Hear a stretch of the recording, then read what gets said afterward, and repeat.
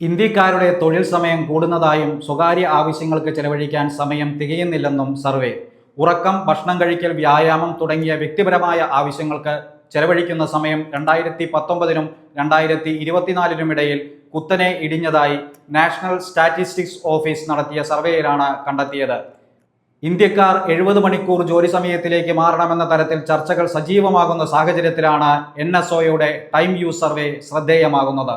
2019 6 വയസ്സിന് മുകളിൽ പ്രായമുള്ള ഒരാൾ ദിവസവും ശരാശരി 12.1 മണിക്കൂറാണ് സെൽഫ് കെയറിനായി നീക്കിവെച്ചിരുന്നത്.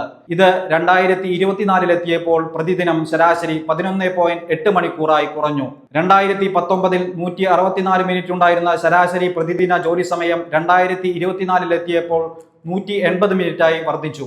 ഗാർഹിക ജോലികളിൽ ഏർപ്പെടുന്നവരിൽ കൂടുതലും സ്ത്രീകളാണ്. രാജ്യത്തെ ആകെ സ്ത്രീകളിൽ 20.7% മാത്രമാണ് തൊഴിൽ ചെയ്യുന്നത് എന്നും സർവേ വ്യക്തമാക്കുന്നു.